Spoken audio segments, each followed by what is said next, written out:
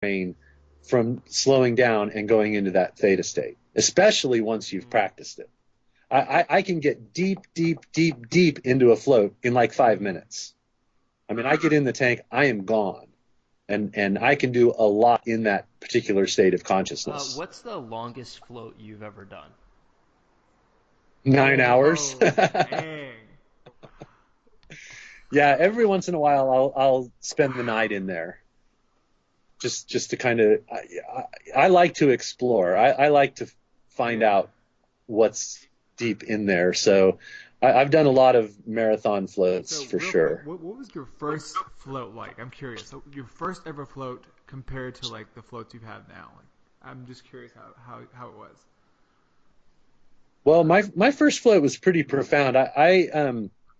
What happened for me, the way I discovered it was I saw the movie Altered States. I don't know if you're Is that familiar where he with comes that out one. like a caveman or something from the? Yeah, Yeah, yeah. Proto. Yeah, yeah. So it's a film made in 1980 by Ken Russell.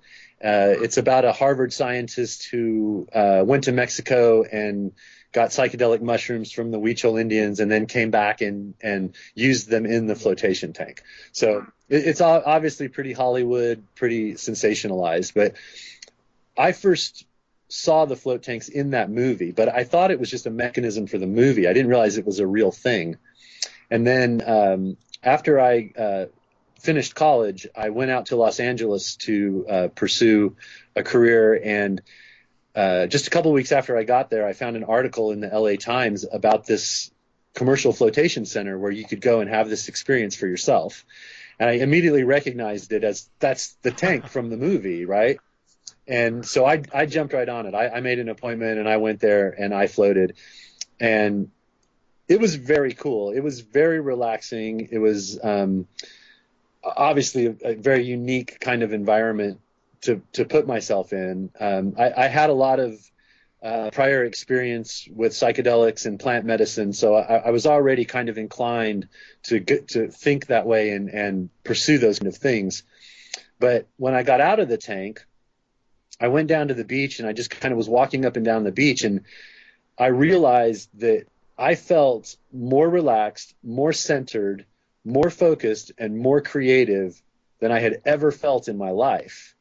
And I honestly was having a hard time believing that this was the result of something as seemingly simple as floating in a box full of salt water in the dark. I mean, I couldn't connect it that actually facilitated this experience and this feeling that I was having. So I went home and I called him back and I made an appointment to float like, a couple of days later, because I had to get some kind of verification that this is what was happening, and luckily on that visit, I was lucky enough to meet one of the owners of the float center who, when he found out I was new to town, he offered me a job, which is how I got into floating and got so much floating done in such a short amount of time, right? So, but my first float was it was deeply, deeply relaxing. It was very visual. I saw a lot of lights and kind of psychedelic scenery while I was in there. It knocked me out that night. I slept like I hadn't slept in months, and I dreamed like crazy. I had all sorts of, super intense visual dreams that night. And I woke up the next day just feeling like, really powerful, like really focused and really powerful. So, my particular experience for my first float was pretty profound, and it definitely sold me on the experience. Awesome. Like the saying, like iron sharpens iron. It kind of calls that into question if there is nothing sharpening you, right?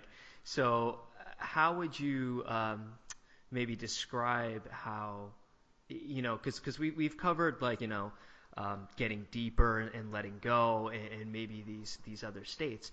How has it also maybe made you sharper in a way that maybe iron couldn't sharpen you? Yeah, that's an awesome question. So let's look at consciousness from a different kind of perspective.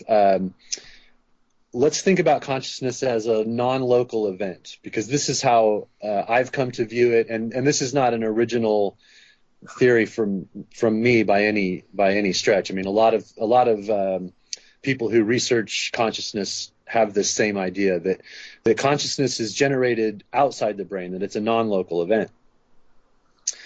As we go through life, we are like a receiver. So think about it like you're a radio receiver or a television receiver, and you're receiving consciousness as a signal.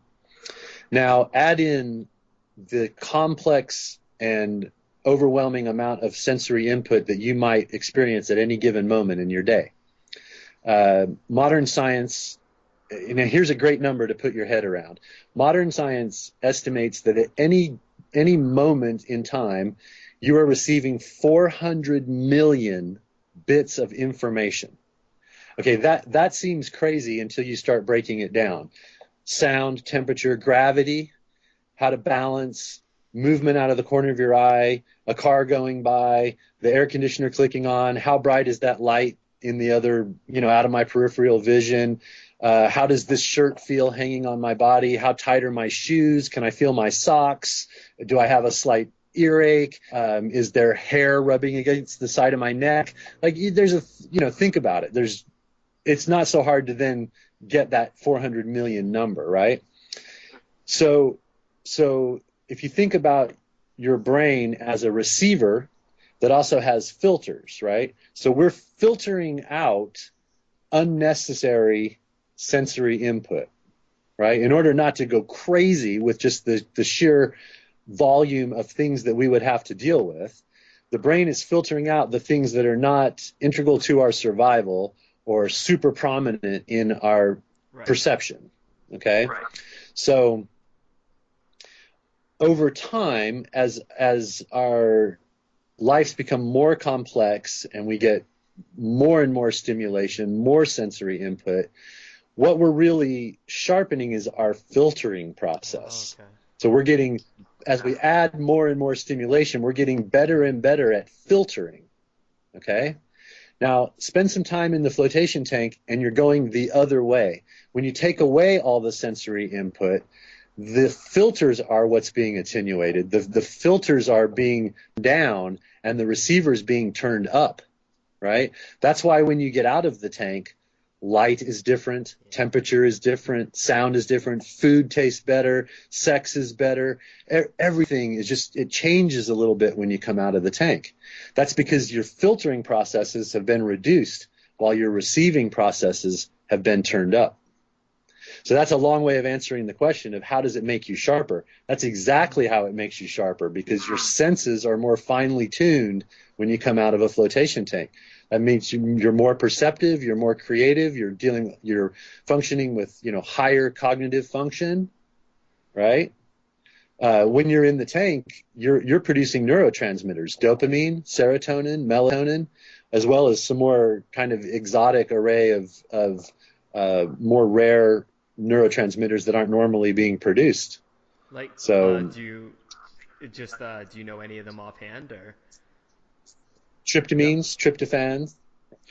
So neurotransmitters that are being produced only in times of high excitement, high stimulation, when something occurs that really has to make an impact on you and on your mind, then some of these more exotic neurotransmitters are what's being produced, right? So you're producing the big ones, dopamine, serotonin, and melatonin, so that's affecting your mood, your appetite, your sleep cycles, right? All of these things that aid you in the quality of your life, right? Actually, with that being said, like some of the more rare ones that kind of give you heightened experiences, have you? So I had a float where this is funny, but for no reason, no thought whatsoever, I pitched a sail. So my mast was flying high, and I was so confused because it had nothing to do with stimulation or anything. And I was like, what is going on? I have like rock hard wood. Well, my guess about this, so you have an endochromatic reaction as well. So you start producing endorphins in the tank.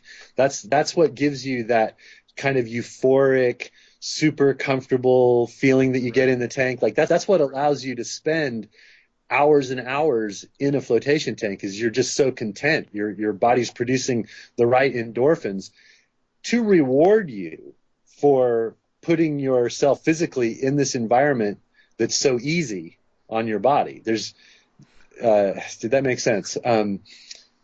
There's so little for your body to do that your body rewards you with these endorphins.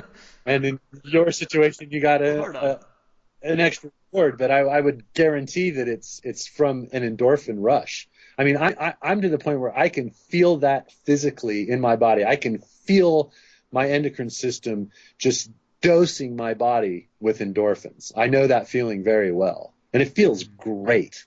It's a huge rush. So, a question to you: would you call this whole process the process of self-awareness? But beyond that, beyond the process of self-awareness, a process of really tapping into your own inner wisdom? Like, an example is when I was in the tank recently, I would hear these voices giving me some really profound advice. And one thing, whatever was said to me, wherever it came from, was the only reason why you're down here right now is to experience joy. Everything else is secondary. You are joy. And I was just like, wow, that's profound. And the next thing you know, the visual, my visual like cortex started to see, I don't know what it was, but I started to visually see red light spiraling up above me. And then it kept repeating itself. You're only here to experience joy. You're only here to experience joy. And it was so amazing and euphoric. And I felt so elated after I got out. I was telling Scott about this. I was like, man, this is like beyond profound. Where did it come from? So yeah, I'm just totally interested in your thoughts about it. That's a great experience. So this goes back to that non-local consciousness and experiencing yourself as a higher vibrational being. So the question is, you get this message. Where does it come from? Is this a message being generated from the universe to you? Is it that big of a concept? Or is this just you experiencing yourself as a higher vibrational being? You have within you the answer to your own problems. You have the solution. Whether or not you can put yourself in a mental state to receive that guidance from your higher vibrational self is a question. So is the tank as a tool providing you with an opportunity to get out of your way and hear yourself as a higher vibrational being? Or is it generating out in the universe somewhere? Is this the message? Is all consciousness love? Is all consciousness joy? Is that really out there for us to experience, and all this other stuff is just a distraction, all this stimulation that causes stress and anxiety and pain and all of that? I mean, these are good questions, and this is the kind of research that we're looking into when we're doing consciousness research in the tank. This is exactly what you're talking about. Well, that's awesome. It's I guess what's interesting to me is that Sumer, you've told me like that when you go in, like you're kind of looking for who you are.